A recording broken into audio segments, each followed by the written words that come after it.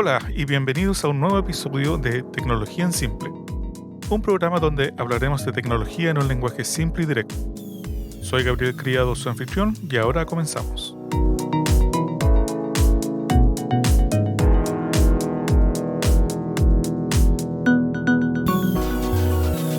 En el episodio de hoy estaremos hablando sobre privacidad.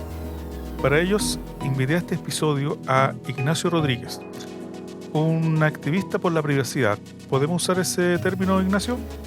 Absolutamente. Absolutamente sí. Perfecto. Absolutamente sí.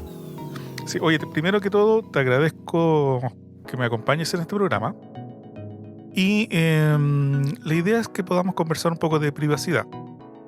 Yo creo que lo primero que hay que hacer es definir qué es privacidad. ¿Tú tienes alguna idea de una definición para darnos? Sí, de hecho, me sorprendió que yo mismo no tenía clara la definición. Me puse a leer y tratar de entender. Y claro, hay una definición genérica que la privacidad se define genéricamente como aquello que está apartado o oculto, o aquello que yo expreso en forma selectiva. Por supuesto, hay definiciones legales mucho más concretas que esas, pero esa es como la definición genérica y tiene relación con la libertad, porque tiene relación también con la libertad de estar solo. Yo digo, quiero estar solo, quiero no compartir este contenido, no compartir mi persona con alguien. Entonces, hay una relación ahí intrínseca con la libertad que es muy interesante. Y lo otro interesante es que en Occidente concebimos la privacidad como un derecho fundamental y eso no es tan así en todas partes. En la mayoría de las constituciones, de hecho, está definido como un principio defendido como un derecho fundamental, pero no necesariamente es así en todas partes, no es totalmente consensual. No, por supuesto. O sea, de hecho, si nosotros vemos la Declaración de los Derechos Humanos, el artículo 12 habla sobre que, textual, nadie será objeto de injerencias arbitrarias en su vida privada, su familia, su domicilio o su correspondencia, ni de ataques a su honra o a su reputación. Toda persona tiene Exactamente. derecho a la protección de la ley contra tales injerencias o ataques. O sea, en el fondo, por supuesto, todos los países firmantes de los derechos humanos tienen que incluir dentro de sus leyes la protección de la vida privada. Efectivamente, pero incluso esta definición de las Naciones Unidas es un poco amarilla, por decirlo de una manera, es un poco blanda. Dice, sometida a la interferencia arbitraria de su privacidad. O sea, admite cierta interferencia, admite excepciones. Es que sí, y ahí ese yo creo que es el área que generalmente algunas personas como que defienden el interferir la vida privada de las personas en el sentido de que, ok, tenemos que defender al país, al Estado, a lo que sea, por ejemplo, de ataques terroristas, que es uno de los argumentos más usados en estos momentos. Entonces ahí donde que generalmente hacen como la salvedad. Claro, y en estos tiempos está en boga hablar del tema de la salud y cómo la salud, que también es un derecho fundamental, se relaciona con este derecho y hay condiciones en las cuales efectivamente los estados asumen el rol de, por ejemplo, determinar la ubicación de una persona para hacer rastreo de contactos, para proteger su salud y la salud de otra. O limitan la libertad de movimientos también, que también es un derecho fundamental con el fin de proteger la salud. O sea, ningún derecho es absoluto en ese sentido y se entiende que hay condiciones que pueden exigir que como sociedad, que como conjunto, tomemos algunas eh, gestiones, por así decirlo, de estos derechos, como algo legítimo. Sí, no, sí, de acuerdo. O sea, en un curso que estuve haciendo sobre derechos humanos y derecho internacional humanitario, se hablaba de que de todos los derechos humanos, a excepción de uno, todos son revocables, ¿ya? Y eso se hace en algunas situaciones. Ejemplo, el derecho a la libertad.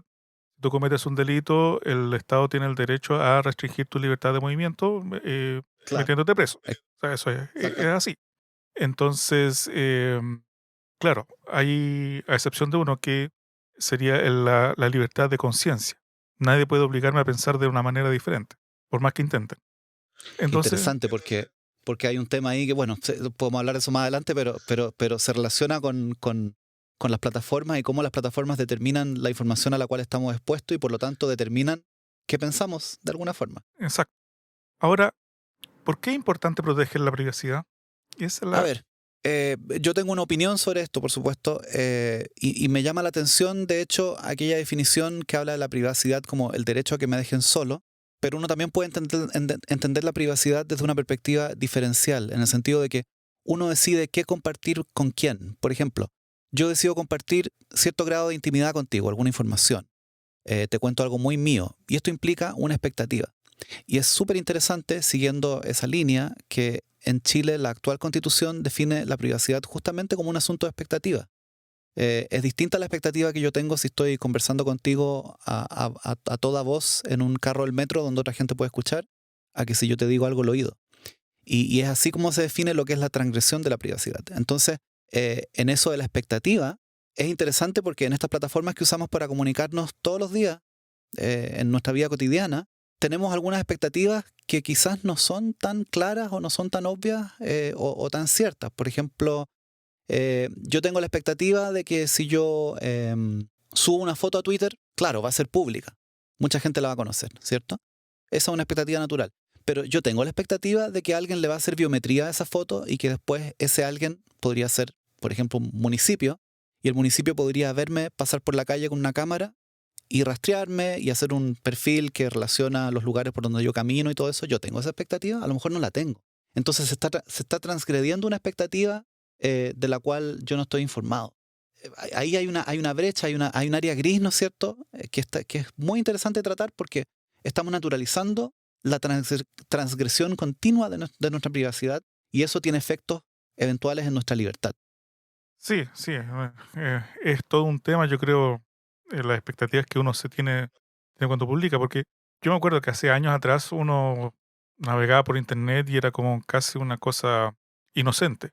O sea, tú podías compartir información, tú podías publicar una foto y en general como que uno no se preocupaba de que fuera mal utilizado. O sea, tú conocías a personas en un chat y después te juntabas con esa persona en un chat, de un chat en forma real, ¿no es cierto? Y las expectativas eran, ok, vamos a ser dos personas que nos conocimos y que congeniamos. Pero ahora, en este momento, tú no puedes tener esa expectativa. O sea, tú nunca te juntarías con una persona que solo conociste en un chat. Espero que la gente no haga eso.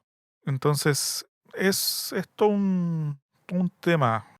El mantener la privacidad en Internet, al final de cuentas, se tiene que transformar en lo que nosotros tenemos que controlar o tenemos que ser responsables de ver hacia dónde van nuestros datos más personales. O sea, y esto no es solamente a nivel personal, sino que también yo creo que a nivel laboral. Uno tiene que esperar un poquito de privacidad en Internet, es que toda mi información se mantenga dentro del ámbito que yo pueda controlar y que no se desparrame. Claro, y hay una responsabilidad ahí porque nosotros entregamos cierta confianza a las plataformas que gestionan estos datos en el entendido de que los datos se utilizan para lo que nosotros queremos. Por ejemplo, le doy mi localización a Waze porque Waze me ayuda a desplazarme por la ciudad. Entonces, yo tengo la expectativa de que ese desplazamiento va a ser registrado por Google, que es dueño de Waze, que mucha gente no sabe. Entonces, Google va a saber por dónde me desplazo, con qué frecuencia, cuáles son mis destinos frecuentes, de lo cual puede inferir lugares donde gente con la que me relaciono o cosas que compro. Y esa información eventualmente se puede usar, y de hecho Google usa la información para fines distintos a los cuales nosotros la estamos entregando. Ese es un tema relacionado nuevamente con esto de la expectativa, donde tenemos que aprender a gestionar eso y a exigirle a estos terceros que gestionan esta información, que guarden, que sean responsables, digamos, respecto del uso, del interés y de informarnos al menos de forma clara para qué se va a usar la información o permitirnos borrar la información. En todo eso hay creo que mucho que avanzar, porque por un lado las empresas se hacen las locas sabiendo exactamente lo que hacen, y por otro lado los usuarios estamos un poco locos en el sentido de que no tenemos claridad respecto de aquello.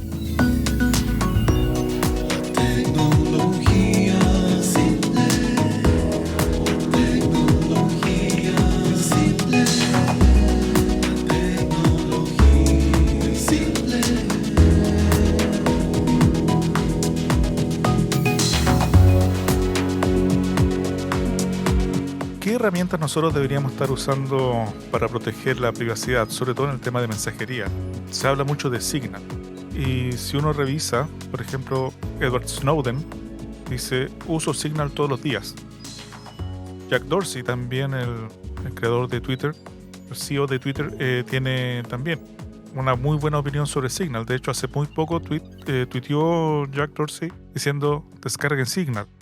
¿Son buenas estas herramientas como para proteger la mensajería? ¿Y por qué deberíamos usar este tipo de herramientas como Signal por sobre otras plataformas que son más comunes? No sé, WhatsApp, Telegram. Bueno, ahí hay una cosa anecdótica interesante, es que hay una cercanía entre Jack y Moxie Marlinspike, que es el creador de Signal, actual CEO de la compañía que lo mantiene. Hubo un momento, de hecho, en que el desarrollo que habían hecho Moxie y un grupo de gente fue comprado por Twitter como una forma de apoyo y esa relación lleva harto tiempo, de hecho. Marlinspike trabajó para Twitter un tiempo en temas de seguridad de la compañía y él es un activista que decidió finalmente hacer Signal después separado de Twitter porque no es tanto un problema tecnológico, sino que es un problema estratégico. Resulta que Signal simplemente no colecta los datos. No es una aplicación intrínsecamente más segura, por ejemplo, que WhatsApp por razones tecnológicas. De hecho, el protocolo es el mismo. WhatsApp adoptó el protocolo de Signal hace ya un par de años. La razón por la cual Signal es mejor es porque Signal simplemente se ha comprometido, y ese es su principal como modelo de negocio, si uno quiere decirlo, aunque no cobran. Se ha comprometido a no colectar los datos. Es tan así que el 2016 recibió la orden de una corte para entregar los datos asociados al número de teléfono de un acusado en Estados Unidos. Y Signal solo pudo entregar la fecha de creación de la cuenta y la fecha de la última vez que ese usuario se conectó a los servidores. Si una orden similar fuera recibida, por ejemplo, por Facebook, la empresa tendría que entregar un cúmulo bastante grande de información porque la tiene, desde dónde se conectó, dónde estaba la persona, qué otras actividades realizó en la plataforma, con quién se comunicó. Entonces ahí el riesgo que ocurre en estas grandes plataformas es que son muchos los datos que se relacionan. Y la ventaja de iniciativas como Signal, además de que es de código abierto, entonces uno puede auditar lo que están haciendo, es que ellos se comprometen, efectivamente. Uno podría confiar o no en el código o ser capaz de revisarlo, como gente como tú es y como yo no soy. Ujú.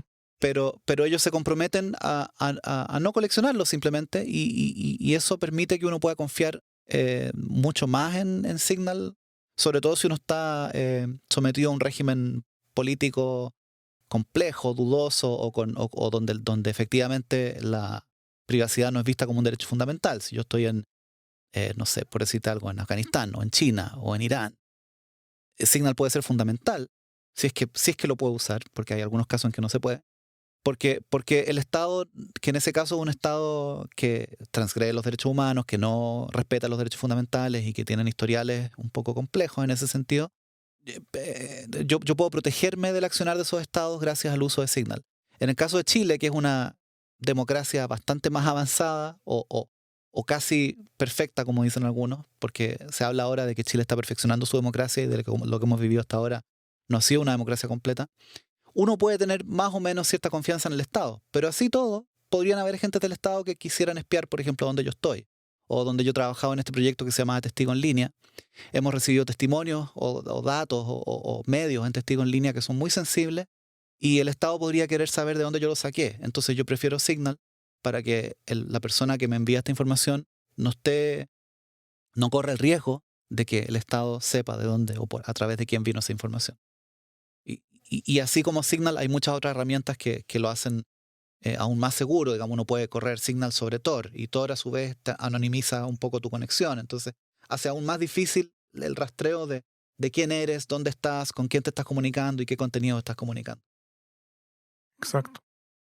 Hay que tomar todas las medidas, sobre todo cuando uno piensa, o a veces también hay que tener por ejemplo, hay gente que son activistas y hemos tenido varios suicidios, entre comillas, de activistas, que son personas que están peleando por alguna causa que ellos encuentran justa, pero se encuentran de repente con esta problemática de que tienen que compartir información o están compartiendo su información mucho más allá de lo que es seguro para ellos mismos.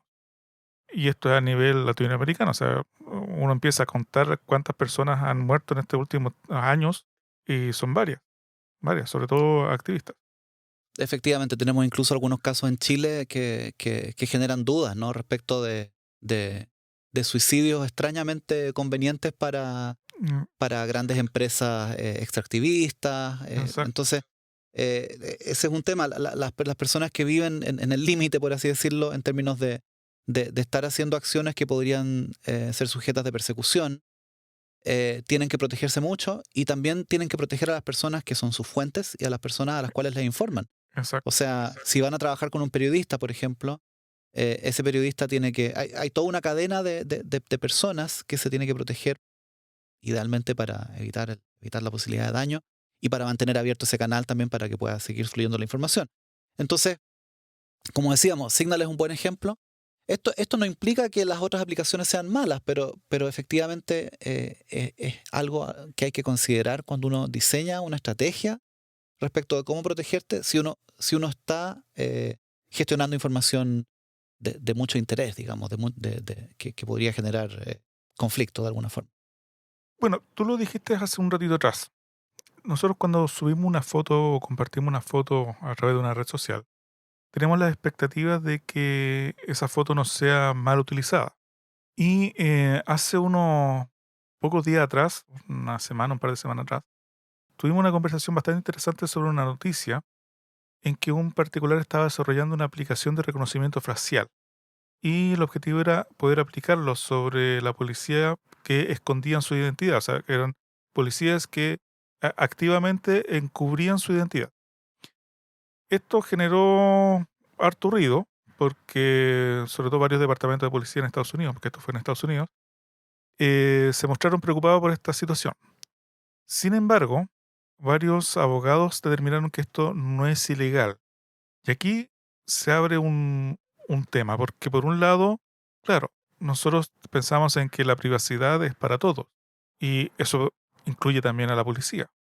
Pero aquí se está aplicando otro criterio, que es, ok, la policía cuando está en servicio tiene que ser identificada, tiene que identificarse. Entonces, aquí hay un tema bien entretenido sobre el tema de la biometría facial.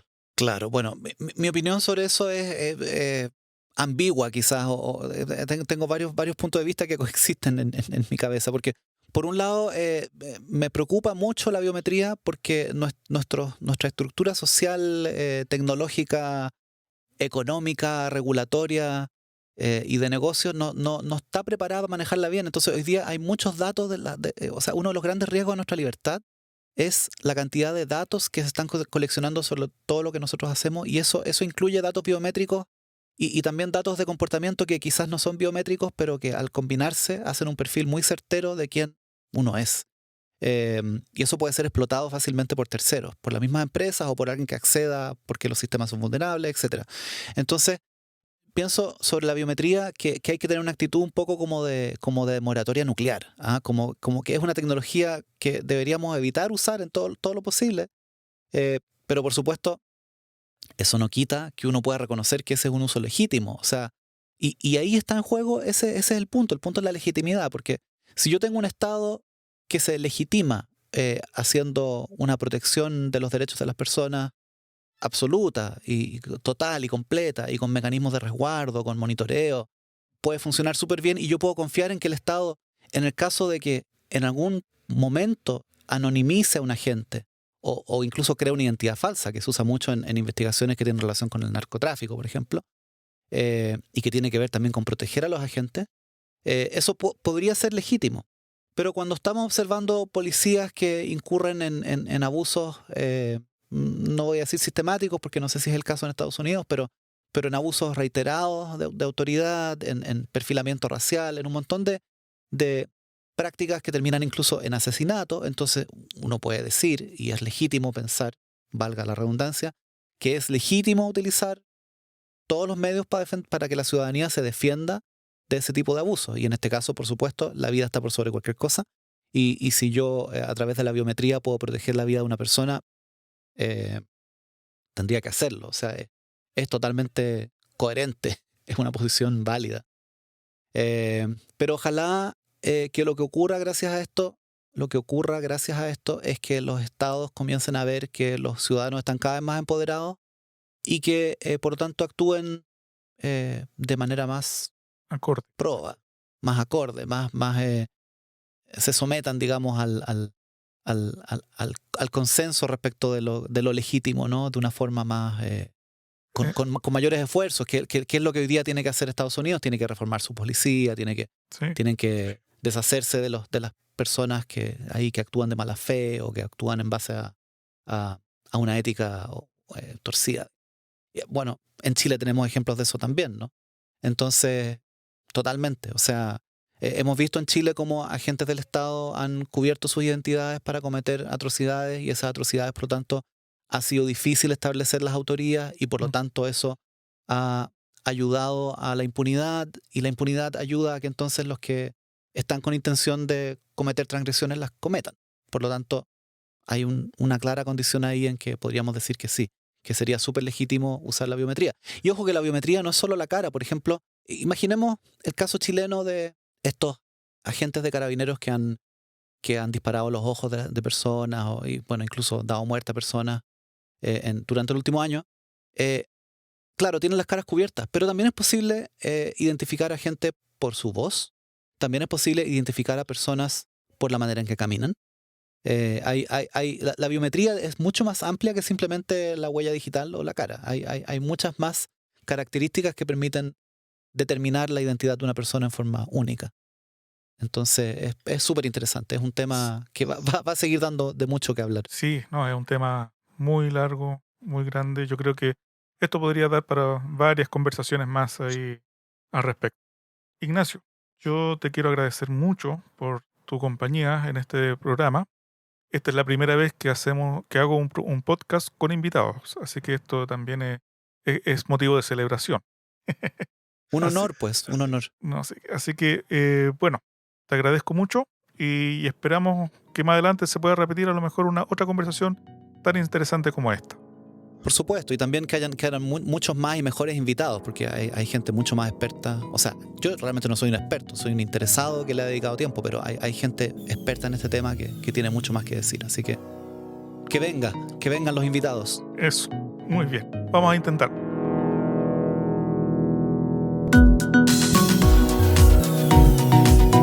Te invitamos a dejar tus comentarios en nuestro sitio web tecnologiaensimple.cl, donde también encontrarás algunos recursos de lo que hablamos en este programa.